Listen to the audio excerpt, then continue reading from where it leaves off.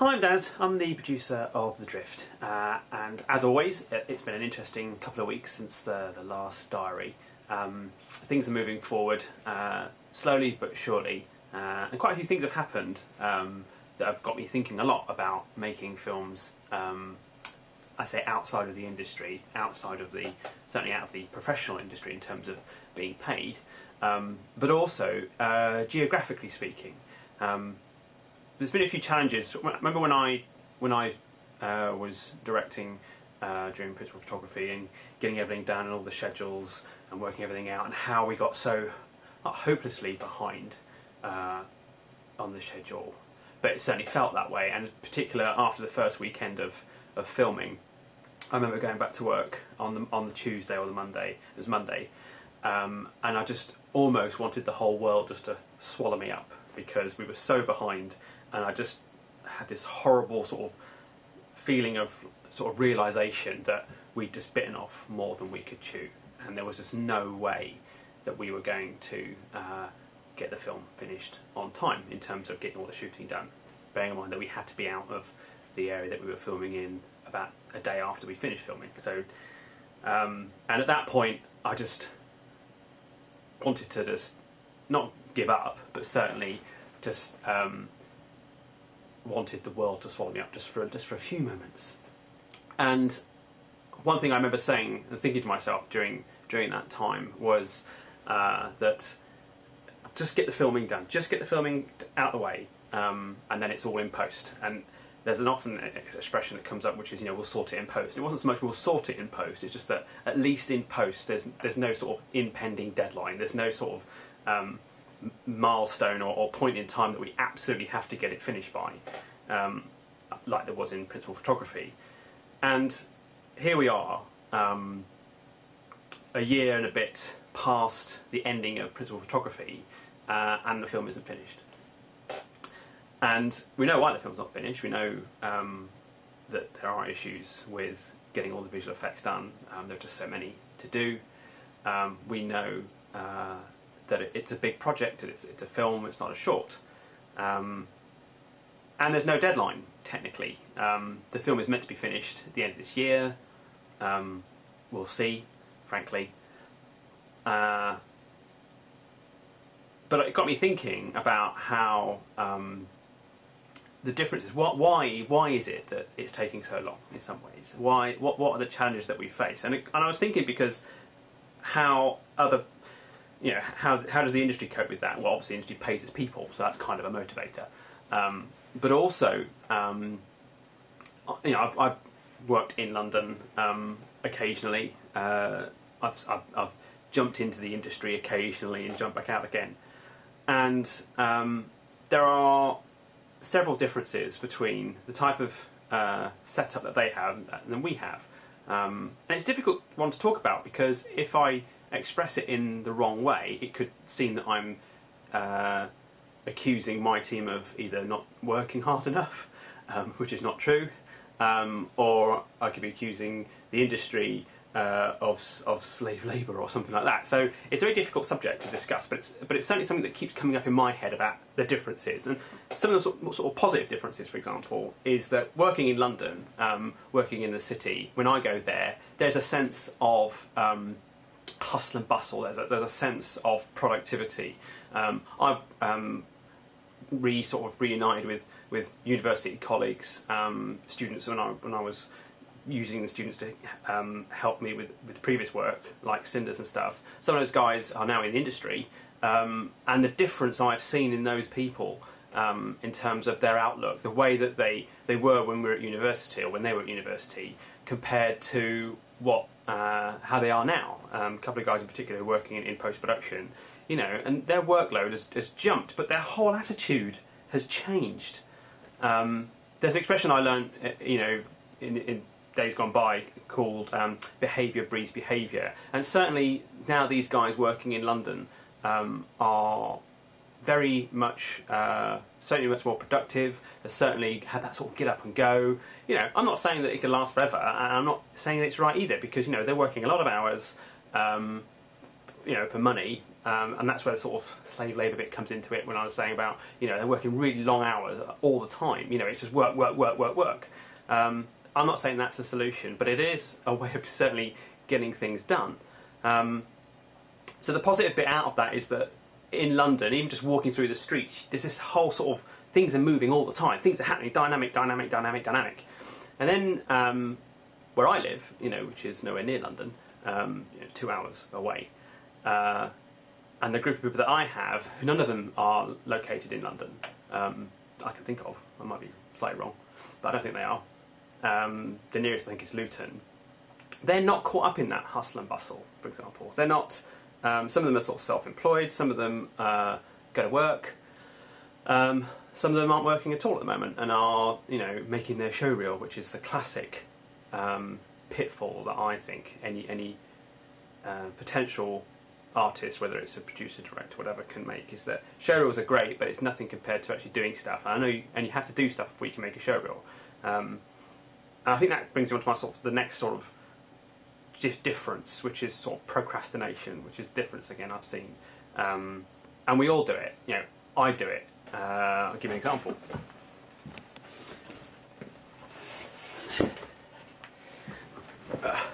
Here are a whole pile of books about filmmaking. So every time I think, oh, I need to make a movie, I want to make a movie, I go buy a book.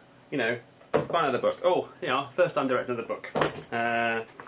Dictionary of Media Communication Studies. I mean, books, filmmaking, video camera techniques, lighting for video, special effects, video skills, tons and tons and tons of books, piles of books. And of all those books, most of those say pretty much the same thing. And it's a bit what I call describe as sort of this get-rich-quick thing. And it's a procrastination. It's basically thinking you can buy your way into solving your problem. Where you buy a book, it's like diets, I suppose, where you buy a book and go on a plan, and suddenly you're going to lose weight, and you don't, or you do to start with, and then you put it back on again.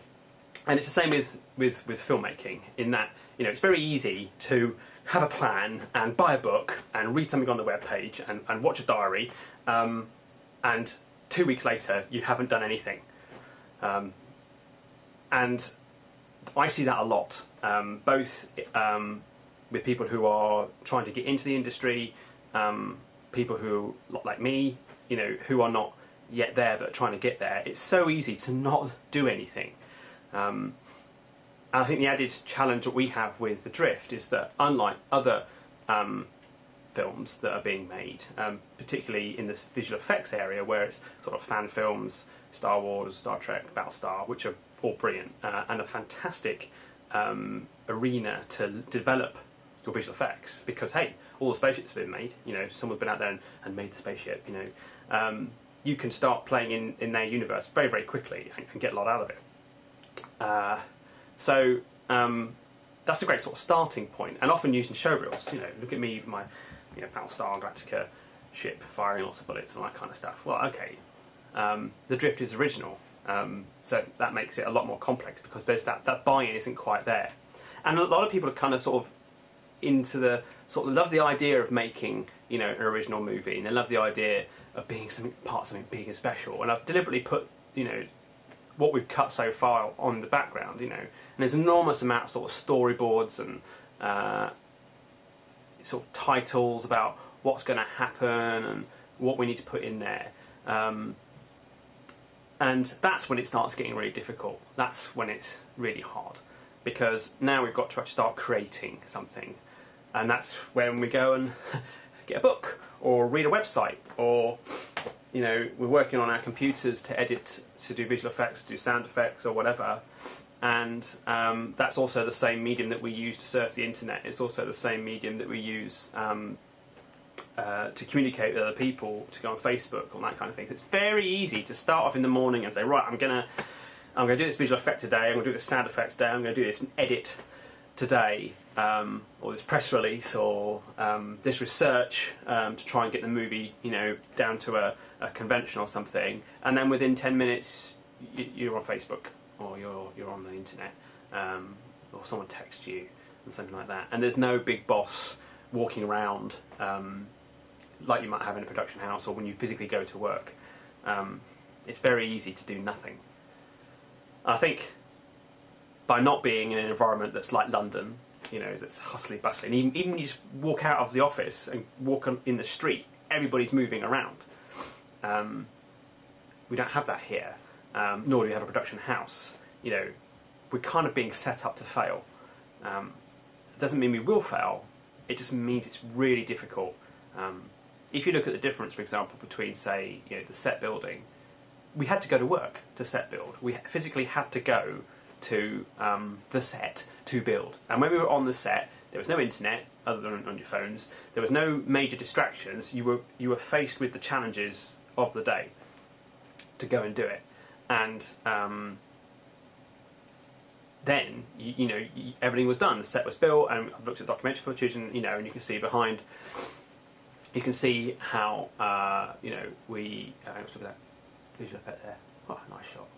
Yeah. Anyway, you can see from the sets how well we did there, and the visual effects and the sound effects and everything. All those elements are so much more difficult to do because we're not together. So what's the solution? Well, it's difficult, and we've tried so many different solutions. I think we're on strategy number 3 now, and how we solve the problem. And again, I'm wondering if me coming up with these strategies is just another way of reading a book. And actually, am I doing the right thing? Am I just, hiding behind a strategy rather than doing something else? Do we set deadlines that are like 1 day, 3 days, 3 weeks? We've tried all of those. Do we try and treat each person that's on the team individually, which we should anyway, certainly from a personal point of view, but in terms of the workload, do we analyse each person, how they best do their work? Do we just get rid of all the people that just don't have it, people who think they're in love with making films and think they like making visual effects, but actually they don't. They just like tinkering about, they're very good at what they do when they actually do it. We've got a lot of people who have contacted us saying they want to get involved in visual effects, and very quickly once they realise that actually means doing some work, and I don't mean in a bad way, they know it means doing stuff, but when it means like doing like 10 or 11 shots sort of industriously rather than just tinkering with stuff they might have done before, they very quickly lose interest. I think it's why it's so important that when people are looking to go into the industry that they have evidence, because it demonstrates the fact they can do that, because a lot of people who have expressed interest with us have fallen away because they can't. So they haven't been able to demonstrate that. They've got their degree, or they've done a few bits and bobs for fan films, or they've done a show reel, but have they done a movie? I think that's the big difference. And we have to see. It seems we have to go through a lot of different people to find those diamonds in the rough, and we don't have many. We probably had over the course of the last year probably about 80 to 100 people either expressed an interest or we've given a shot to try and do. And of those 100 people, probably about 15 have actually produced anything close to something that we could use. So I think that's like 15% of the people. So it's tough. That's why it's taking so long. I can email people every single day. It's the whole taking a horse to water type thing. There's only so much you can do, and you've just got to keep going. The only other solution, I suppose, would be to go, commercial and finish every aspect of the movie except the bits that we're struggling with, and try and get a deal to do that. But that will just change everything. This is meant to be a community production. So yeah, it's a challenge, but lots of things are being learned. You could almost write a book on it. Perhaps I should. It is a challenge, and we're creating a model in terms of how to make a film like this outside of the industry. It's certainly not an easy one, but when the film is finished, and it is effectively pretty much edited now. There's only a few areas. The bit going on behind me, for example, requires editing because of all the storyboarding. The CGI is still in its infancy. Until that's done, we can't do any more. But a lot of the film doesn't have CGI in it. And that was deliberate. We built all the sets, all the drift and everything, completely encased, so there'd be no visual effects, or certainly no CGI to have to worry about. So thinking of it that way, the film will be finished. It's just going to take a bit longer than we thought.